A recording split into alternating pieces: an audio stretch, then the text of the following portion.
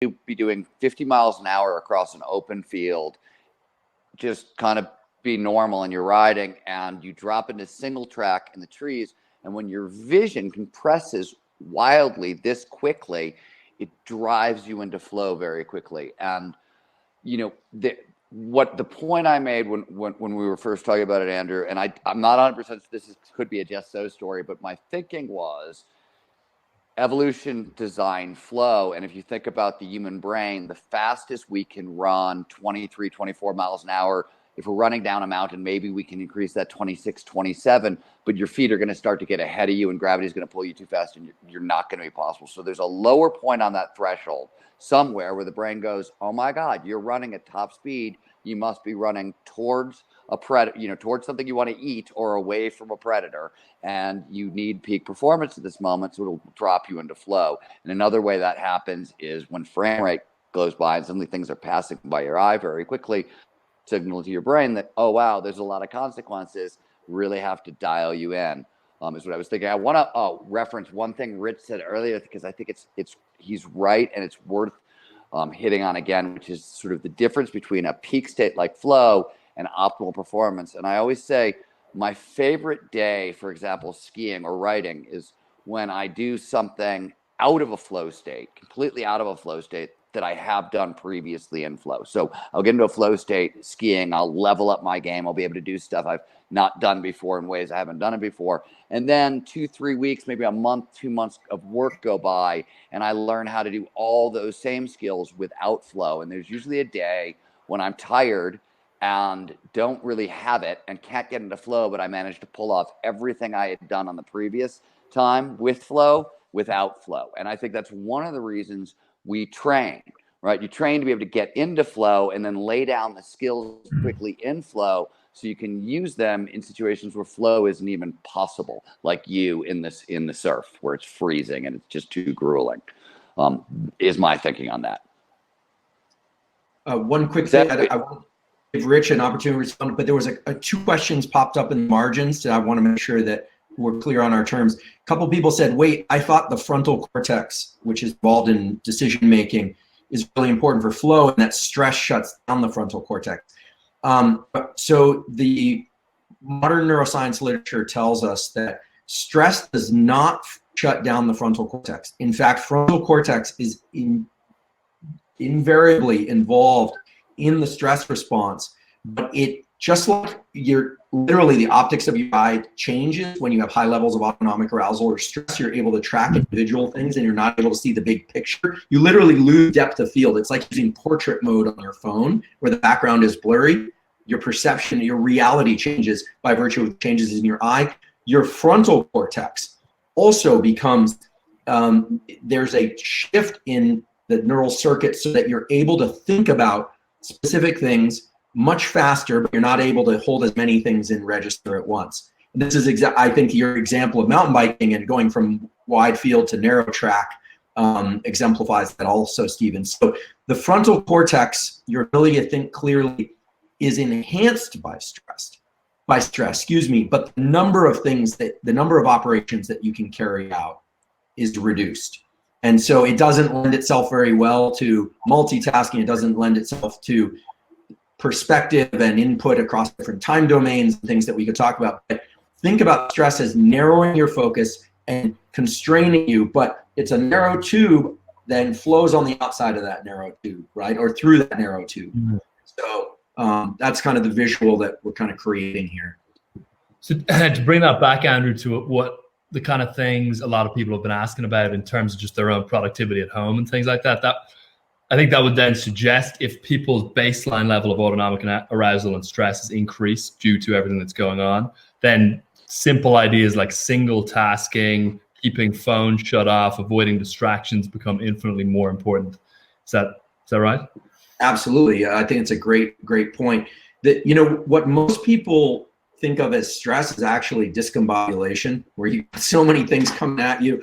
You're trying to do 20 things at once. You're doing the dishes, then you're tending to something else, then you're looking at your phone, then you're text messaging. This is a wonderful device, and I use it all the time. But think of it like another brain area. Actually, think of it as like Brodmann, the famous neuroanatomist, talked about, 43 brain areas.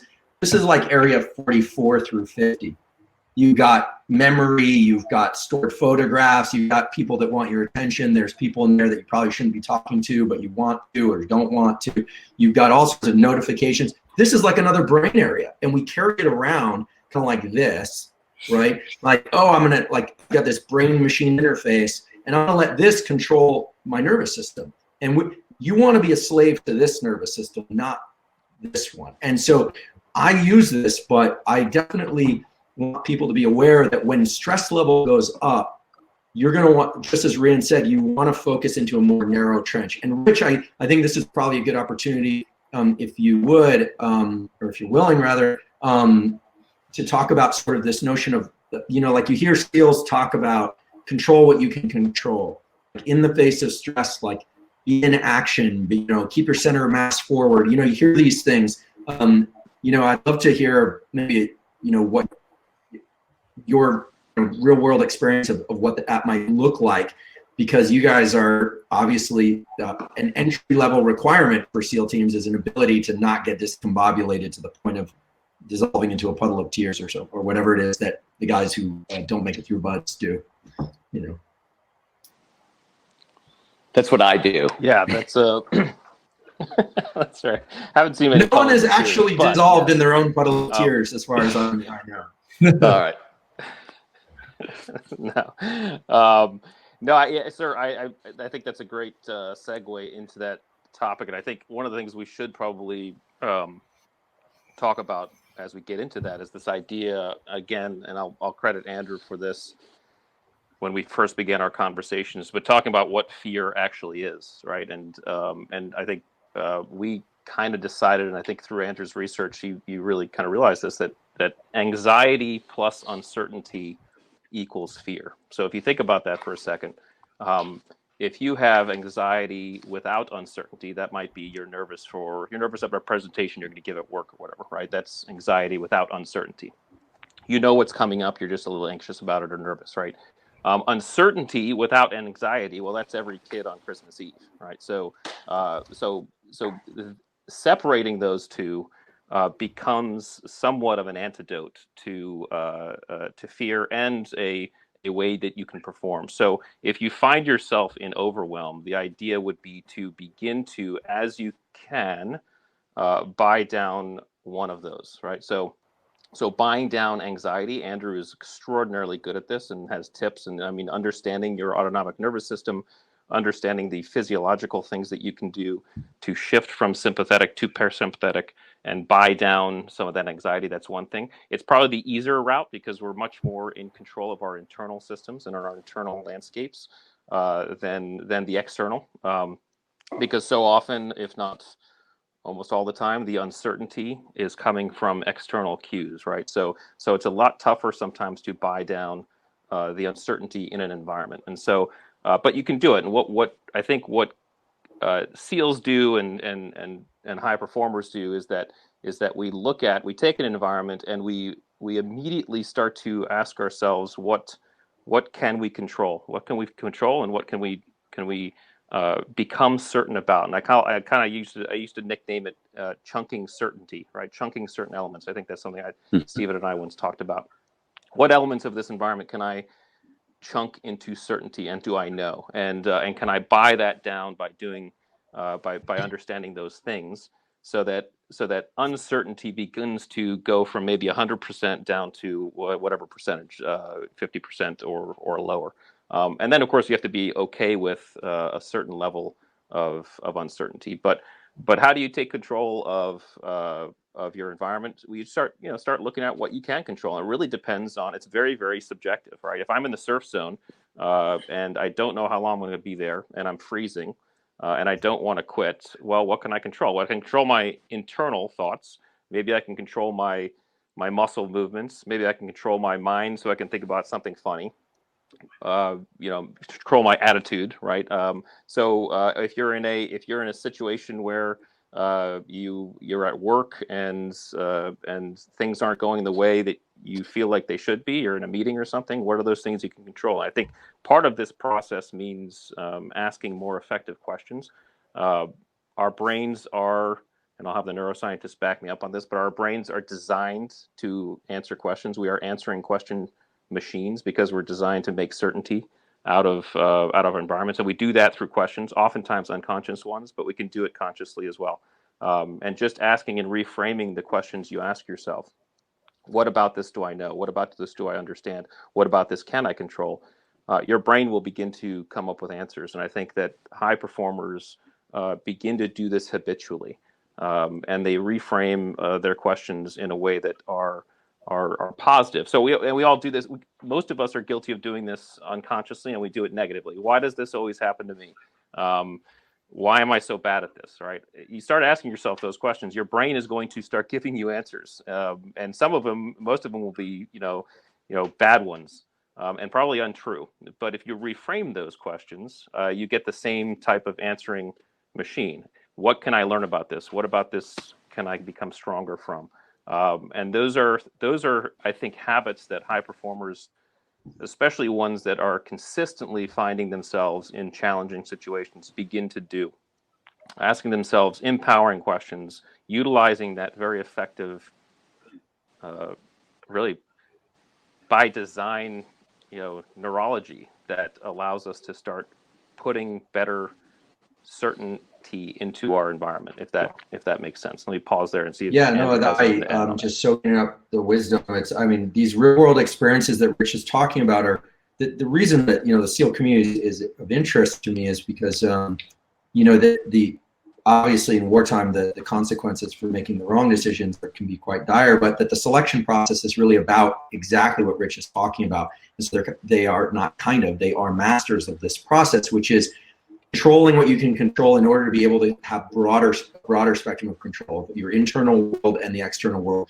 One thing that he said really, rung in my mind here, which is that, the idea of controlling something. Someone put a note, yeah, good luck trying to focus when you've got kids at home and the phone is ringing and you've got all this chaos. That's exactly the point. It's conditions like those where you pick one thing, maybe it's making yourself a cup of coffee from start to finish, and you're suppressing spontaneity, and you're in the act of starting something and moving through it and completing it, that it's not about the cup of coffee. It's about restoring order to your neural processes so that you are reactivating the decision action neural circuits. Think about it this way.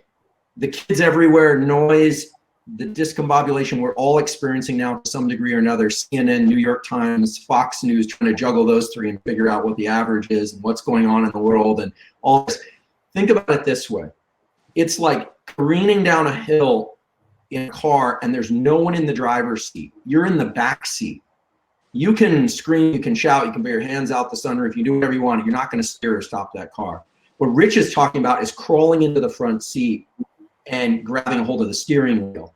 Okay, but how you move into the front seat, metaphorically speaking, is in this case it's almost irrelevant as long as you don't do something that's counter to your goals, like I'm going to decide to scream at my kids, or I'm going to decide to put my hand through a window, which would be bad ideas. As long as you're doing something that's either neutral or in the direction of where you want to go, you restore the ability to steer the car, which is essentially you restore control over that frontal cortex limbic circuitry, basal ganglia being involved in movement, frontal cortex being involved in decision making and kind of general orchestrating of things, the limbic system, the sort of fear and anxiety pathways that we're talking about. So you're grabbing a hold of your neural circuitry.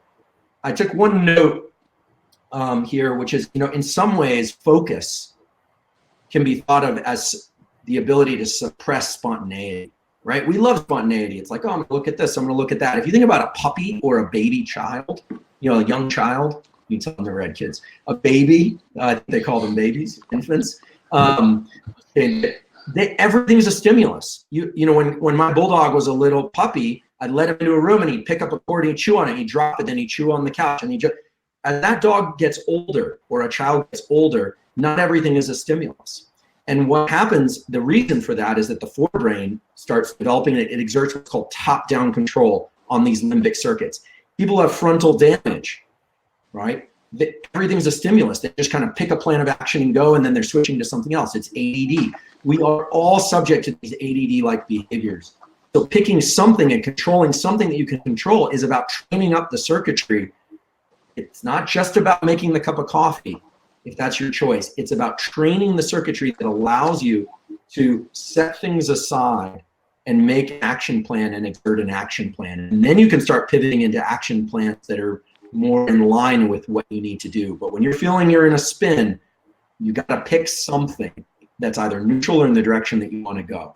Just like if you want to access flow, you need to ride that elevated level of autonomic arousal to a more narrow point with the trust and understanding that there's a more elaborate open landscape for you to access flow beyond that. One other thing somebody asked, I just want to answer your question. A couple of people rather asked, what about body and brain? Are most people feeling stressed in their head or in their body? It varies a lot. Some people are very somatic oriented. They feel like they feel things in their gut. Some people even have told me I think in feels. I don't know what it is. I tend to be more kind of up in my head. Some people feel these things simultaneously. The stress response and autonomic arousal and focus and flow, people are going to experience those quite differently. It's a little bit subjective. Yeah. Hey, let me just, if I could, pop in on one thing about kids here, because as a parent, I've had to learn this, and I'm continuing to learn it, and it kind of ties into what Andrew's saying about this idea that we have our limbic brain and we have our forebrain, and the limbic brain really absorbing and in charge of and taking in all of our emotions, and really kind of telling us what to feel, and the forebrain, if and when it's developed, helping us exert some top-down control. Well, I mean, the forebrain isn't fully developed until I don't know what, early 20s, Andrew, I think it is. So we have to understand as parents that when we're leading our kids, because that's what we're doing, we have to set that example, right? We're the ones who have the forebrain, the top-down control. Our kids don't. Their forebrain is still developing. They are coming from largely limbic areas, which means they're highly emotional, and your logic as a parent is not necessarily going to resonate with them as kids. And so we have to remember this neurology sometimes when we're dealing with our kids, because it matters. It really does, and it's something I've had to learn. My wife has had to remind me, because she's really naturally good at this. And we just have to know it, because if we try to inflict knowledge on our kids, it typically doesn't go well. So pause there. I want to jump in and just take something that Andrew was talking about and make it a little more practical. The cup of coffee example was a phenomenal example, right? Do something. One of the other things is that was alluded to a bunch. Forward motion calms you down. We're agitated, we want to act. Forward motion actually calms you down. Moving in a direction is something. The brain, we take in a ton of information every second, and there are two major filters for this information. One is fear, the second is your goals. And those are the two main things that screen most of the data that's coming in. And how you want the equation to work in your favor is you want more focus on your goals, because you'll get less fear as a result. This is one of the reasons we really stress. We talk about clear goals as a flow trigger. And clear goals are different from big goals, and they're different from what you could call a massively transformative purpose, which is what we called it in bold. And a massively transformative purpose is a mission statement for your life. Then there are the big goals. These are, I want to go to college, or I want to write a book, or something long that's going to take a while. And the clear goals are, what are you going to do today? And the emphasis, when you say goals, especially to most Westerners, we say something like clear goals, they're going to focus on the goals and not hear the clear. And actually the emphasis is on clear. Your brain wants to know, what am I doing now? What am I doing next? So it can keep that forward motion, because it keeps anxiety down. So at the start of a day, especially in times of stress and crisis, you definitely want to make a to-do list. You want your clear goals list. Be as kind of specific as you can, but don't go too long. Take 5-6 minutes, but before you start work in the morning, and this is two things, right? It allows you to kind of focus yourself. It helps focus, it drives flow, and it also allows you to win the day. Cross off those things on your list. You get a little dopamine, makes you feel better, And by the end of it, right, you had 10 things on your to-do list, you got them all done, you won your day, you can now go relax, and your body can relax.